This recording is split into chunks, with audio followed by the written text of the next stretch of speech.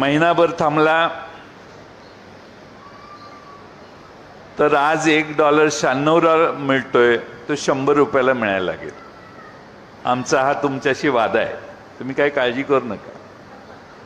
Petrol $120-130 जाईल. आत्ता मी मोबाईलमध्ये बघत होतो, वाशिमला अकोला नाका म्हणून जागा आहे, तिथल्या पेट्रोल पंपावर पेट्रोल डिझेल घ्यायला लोकांची रांग लागली आहे.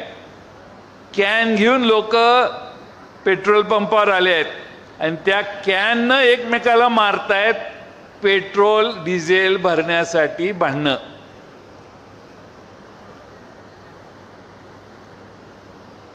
एकदा लॉकडाऊन झाला कोरोनाच्या वेळी,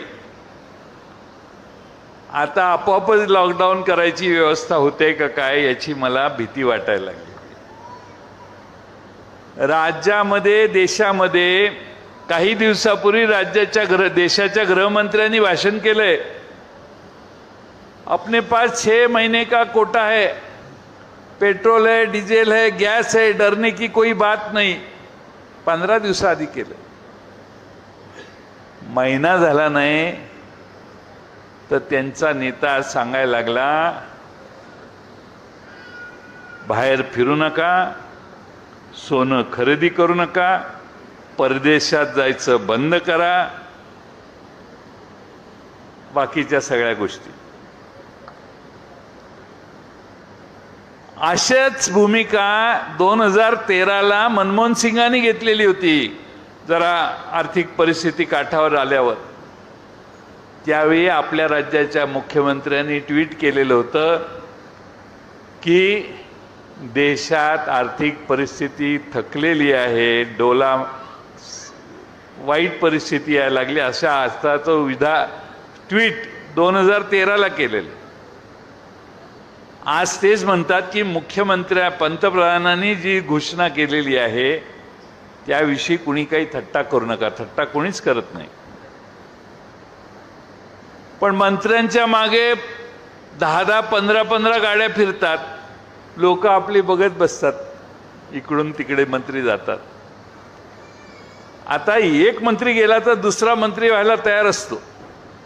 त्यामुळे मंत्र्यांच्या जीवितासाठी 5-5, 6-6 पोलिसांच्या गाड्या ठेवायची काही गरज नाही.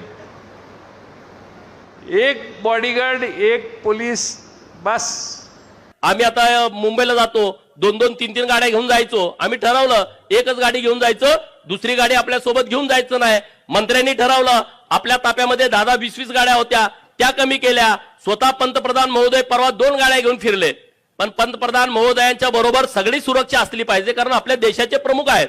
आपण ह्या सगळ्या गोष्टींचं अनुकरण करण्याची आवश्यकता आहे.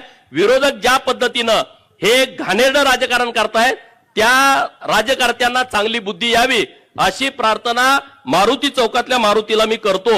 आणि जरी चांगली बुद्धी नाही आली तर त्यांना कसं वळणावर आणायचं आम्हाला माहित आहे. त्यांनी जास्त शांतपणा शिकू नये. इथं जिल्हा बँक काल त्या विशाल पाटलाला 250 कोटी रुपयाचं बोगस कर्ज प्रकरण दिलंय. लाजा वाटत नाही तुम्हाला? एखादी संस्था कर्ज भरत नाही, त्या संस्थेला परत कर्ज द्यायचं नसतं. जयंत पाटलांनी दबाव टाकून ते अधिकारी करायला तयार नव्हते. तुम्ही त्यांना 200-250 कोटी रुपयाचं लोन देताय आणि तुम्ही आम्हाला सल्ले सांगता का मोदी साहेबांना? इथं बँकेचं सांगा ना, तिथं नीट करा ना काशी तुमची. ती काय बँक तुमच्या बापाची आहे काय? बँक आमची आहे, गोरगरीब लोकांची. तुम्ही तिथं शिस्त लावू शकत नाही. तिथं तुम्ही शेकडो कोटी रुपयाचा घोटाळा केलाय आणि हे चालले सल्ले द्यायला नरेंद्र मोदी साहेबांना. अरे तिथं PMO आहे, तिथं खूप सल्लागार लोक आहेत, चांगली लोक आहेत आणि राष्ट्राचं ते हित बघतायत. तुम्ही इथलं बघा, गल्ली बोळामध्ये रस्ते करायचे कुठं बघा. 9-9, 10-10 वेळा तुम्ही अर्थ खात्याचे मंत्री राहता महाराष्ट्राचे, तुम्हाला कळत नाही रस्ता लागतो का नाही लागतो? मी जत मध्ये उमदीला MIDC घोषित करून आणली सरकारकडून 2000 एकर मधली, आणि आम्ही पास्थ्रू जाहिरात दिली. पास्थ्रू म्हणजे डायरेक्ट उद्योगपतीने यावं आणि जमीन खरेदी करावं. आमच्याकडे 2च लोक आली. किती लोक आली? 2च लोक आली. मी अधिकाऱ्यांना विचारलं असं का झालं, की आमच्याकडे जमीन आहे, पाणी आहे, आम्ही कोणी तिथं सगळे संरक्षण द्यायला तयार आहे, तरी आमच्याकडे उद्योजक यायला का तयार नाहीत?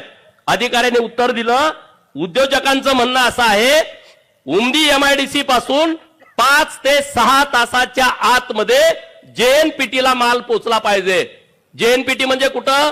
मुंबईमध्ये आणि उमदीमधनं माल तिथं गेला पाहिजे तर इथं मोठे उद्योजक येऊ शकतात. अरे मग जर उमदीतनं जेएनपीटीला 6 तासात जर माल जायचा असेल तर त्याला रस्ता लागेल, हायवे लागेल.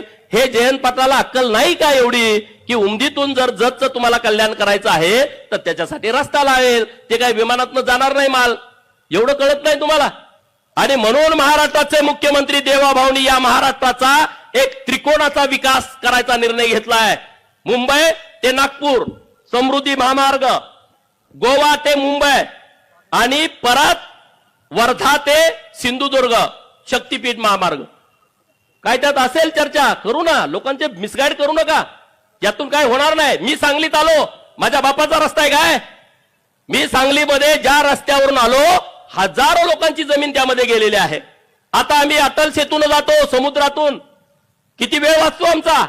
आता मिसिंग लिंक तयार झाली, मिसिंग लिंकला आता कनेक्टिंग लिंक नाव दिलं माननीय मुख्यमंत्री महोदयांनी. अरे लोणावळ्यामध्ये गेल्याच्या नंतर आता जिथं मिसिंग लिंक सुरुवात होतोय कनेक्टिंग लिंक, तिथं जायला किमान पाऊण तास, त्याच्या पुढे किती लागेल माहित नव्हतं, किमान पाऊण तास लागायचा. परवा मी त्या हायवेवरून आलो, कनेक्टिंग लिंक मधून आलो, 5 मिनिटामध्ये आलो. किती? 5 मिनिटामध्ये आलो. 5 मिनिटामध्ये. याला म्हणायचं काम, हे काम आहे. अरे माझे जर 45 मिनिटं वाचली, त्या रस्त्यावरनं जाणाऱ्या हजारो लोकांचे, म्हणजे लाखो लोक जात असतील, त्याचा हिशोब मला माहित नाही, तेवढ्या लोकांचा वेळ वाचणार आहे, तेवढ्या लोकांचं आयुष्य हे कामाला लागणार आहे. मग ते कनेक्टिंग लिंक करताना जमीन कुणातरी गेली असेल का नसेल. समृद्धी महामार्ग, आता लोक इथून मुंबईमधून निघाले का 8-10 तासात तिकडे जातात.